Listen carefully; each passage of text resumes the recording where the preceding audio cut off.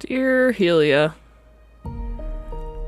I have never really taken a step back to look at some of the things I have done and am doing. Lana, of all people, brought perspective to me on this one. Well, she has a ship and a crew. I've survived the vault, and some pretty strong outsiders. Met and befriended some even stronger ones. My knowledge, well, a bit odd, is pretty vast. Not formally trained, but world smart, or I should say vault or Welkin smart. A lot of regular folks have nothing to even relate my experiences to. Thus, I holster the name Mad. I have said it before, vault divers have a better understanding of the world, and when they express different ideas than the normal ideas, we get classified as mad for a lack of understanding. This could be labeled as part of vault madness. I'm a firm believer in this. One of the caveats that I tell myself to keep myself sane. It's been a while since we had a vocal outside perspective on some of the things that our crew and our ship does. Some of the bizarre things that we do are jaded and too used to, they're no longer so bizarre. Things like chasing an abnormal storm, knowing full well there's a powerful outsider creating it, but not overly fearing the creature itself. In fact, being the reason why that outsider is there in the first place. We should be scared. We should fear something so powerful. But that's something I myself dismissed long ago. Or at least tried to when I started vault diving. Don't get me wrong, I still have a fear of certain things. But call me stupid, fear of something killing you only gives more power to the thing that doesn't need any more power. Take any advantage you have. After we left Blairjaw, we headed back to get the power armor from port before heading out. A day or so on our much delayed travel, I spotted storm clouds. The type with almost iridescent rainbow lighting. It's hard to explain until you've seen it, Helia. Light fractures, reality fractures. It's like looking at broken mirror pieces or broken glass when it's storming. The type of beauty you know is lethal, but don't fully comprehend. Like the colorful glow of a bouquet of jellyfish. It's not something I completely associate with 9, but more so a creature, another outsider called Yui. He seems similar to 9, but older. He also wears a mask, like some of the other outsiders we have seen wearing. It has a creepy smile on it. Unlike the other masked outsiders that seem to be drawn to the essence of 9, Yui seems indifferent to it. Maybe because he doesn't or can't gain from it? There's history between the two. He was around when she was created and more juvenile, which is a weird picture to paint. 9 always seems so serious all the time. Maybe not serious, but focused. I suppose if you could see multiple things at once, it would be a side effect of trying to keep them all straight. Enya is more attractive than 9, but I have more to relate with Enya than 9. And I strongly suspect that this is the reason why the one is more beautiful than the other. They are both very similar and both attractive humus-like creatures. Given the shot, yes, I would sleep with that.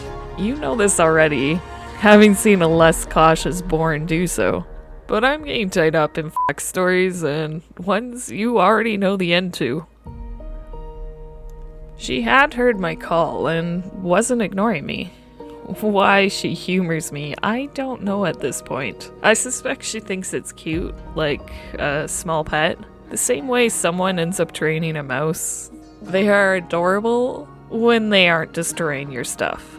Regardless, I would do just about anything to keep her attention and favor. I asked her about the artifact. Her and Yui both don't seem to know what it is, they just know it's old. Older than both of them, and recommended a couple of paths for more information on it. Espers. Literally talking to espers. This is a great idea, if they weren't treated like gods.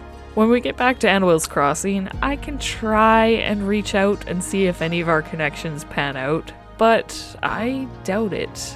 I'm not exactly the churchgoer type.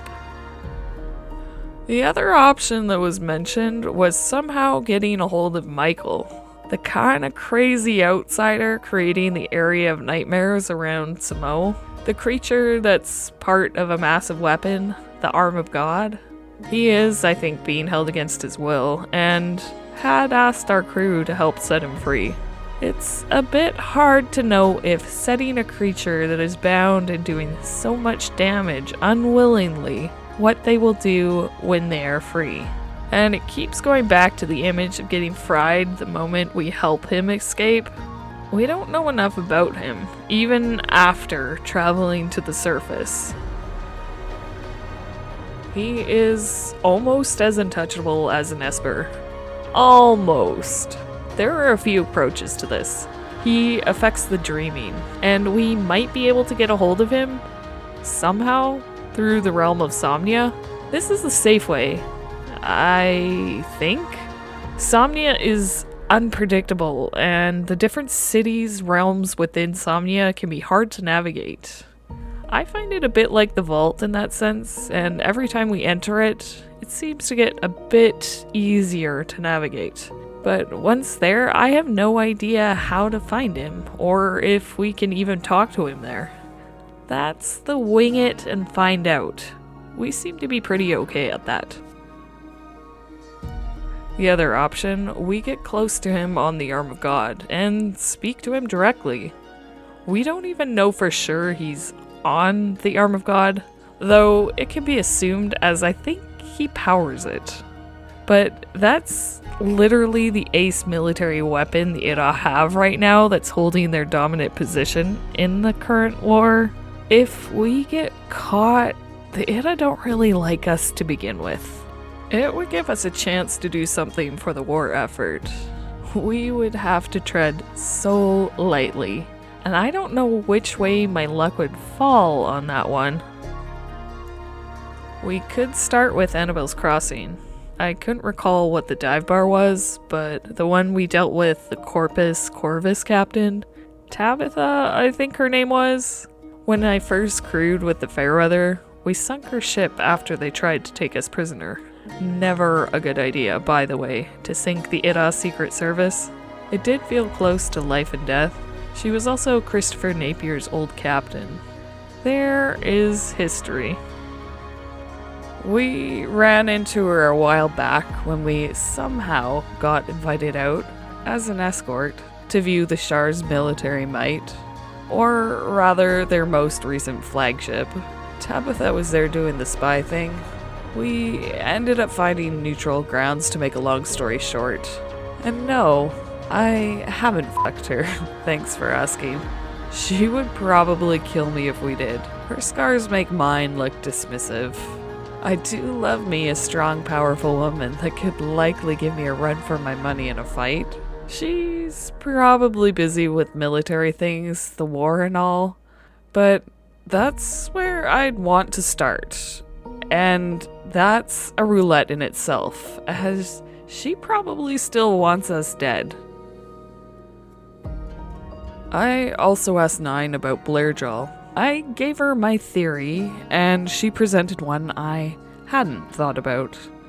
Not fully. What if they are parts of Blairjaw and he is becoming fractured, and slowly Blairjaw is losing parts of himself? He fractures every time something major happens. But when she puts it like this, there's no real way to put back or gain back something that is dead. Other than maybe the dreaming. In the same way I thought that an outsider might be using his simple presence to create doubles, maybe he could create fillers? Espers, this sounds far-fetched even to me. Gaining back what is lost might not even be viable. Preventing more, that is something I might be able to help with. If this is the case, and if 9 is onto something, then we're likely going to see more the more he loses. The more he fractures, the quicker he unravels. In hindsight, I should write him a letter as well. There's almost something poetic about 9's theory. She questioned why I had an interest in helping Blairdraw. I am amused why everyone keeps asking that. The normal humus might look at that and say, he's starstruck, or some such.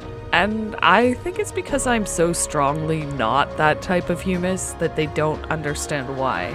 Even 9 isn't humus, and she seems to understand humus well enough to know that that is very much not my reasoning, so I would like to think. He's a public face of what we do, and how he acts places a spotlight on vault divers. For the most part, this has actually improved vault divers' reputations. If he goes crazy, it's going to be a crash and burn and leave all vault divers slightly worse off. The bigger overlaying reason, if he needs help and doesn't know how to ask for it, he's used to dealing with his own shit, and that shows. He's been hero so long that he doesn't know how to ask for help. Is there likely a chance he could figure this out? Yeah, but having been in a tight spot like that, well, not being in the spotlight was hard. It makes me feel more empathy towards the fact he is hurting. In short, I want to help and want to do good. Putting good out there, you're supposed to get good back, right? It's hard. Really hard, but I have to start somewhere, and starting with something I know really does help. I need to talk this over with Samara, 9's theory, and see if there's psychology she can see that might say this to be true. I asked Yui and 9 if it was possible to transport us to the meeting port for the Loyal Javelin. We were almost a week behind, and 9 asked what we were doing over there, and my big mouth, it can't help it around those I truly trust, went on about the nameless island. This was also in hopes she might have some insight into it, and I suppose she did. Things I could have done without. She shattered mine and Samara's theories about it being attached to Somnia. She said it doesn't exist. It's a place in between, a place she can't see, a place similar to where she put our outsider. The outsider could be on that island. She more or less said it was stupid to go, and that creatures like us, humus, shouldn't go there unless they want to die. She sees a lot and is right about most things, and I honestly think she's right about this. The place sends me the oh fuck no vibes. The journal warns us it's not a friendly place, and that there's a reason why the treasure has stayed there. I was, and even explained to Lana that I was done with it. Done with the island if there was a chance that our outsider could be there. The fear of what I just got through could be repeated with a larger team. That more could die to that outsider. I hate it. I don't like it, and I want nothing to do with it. However, Helia, it's an unknown factor. What is on the island? Few have seen it, and I find myself falling down the rabbit hole of chasing after the discovery of it. The same feeling of being one of the few from the Atmos that has seen the surface world and lived to tell about it. We held a meeting to discuss if we were actually going after what 9 had said. myself, Samara, Milta, Shep, and Primrose. For a change of pace, I feel like it's more strongly Aquita's and Samara's curiosity that is going to get us into a bad situation this time. We need the ship to do it, and I will be damned if someone else is going to destroy our ship. I made the argument that I needed to follow through on my promise to watch Lana and her crew get wrecked, because she is way in over her head. I will savor that just desserts like no tomorrow if it happens. She has been warned, not by me, but by Nine, that it's a place to go if you plan on dying painfully. Which, coming full circle back to Lana, she doesn't understand or knows how to comprehend what has happened in the last couple of days. She doesn't understand how we can act so casually and talk to something that could kill us in a blink of an eye. That I appear to be friends with that outsider. That I could be asking it for favors. That we travel from one location to another in seconds. And it should have taken us a week. And if she was to explain what she knows has happened over the last couple of days to anyone else, they would call her mad. That made me laugh. I explained that there was a reason why I had the nickname. She expressed that she was starting to understand why. The things we do aren't normal. I have a pride in this, and it makes me feel much better about my nickname. Signed, yours always, Born Mad Hades. P.S. Lana might actually have a thing for Calvin. Shep spotted them heading into the boiler room together. Calvin was on shift, so I did what I do best and stirred the pot to see if there was anything to be concerned about. Mostly, Lana is bored on a ship that's not hers and has nothing better to do than follow Calvin around, admiring his ass, I think. Honestly, it's nothing to write home about, but if that's what she's into, fair. She apparently would rather have the boyish charm than me. I don't know if I should be ashamed, proud, or taking lessons from Calvin.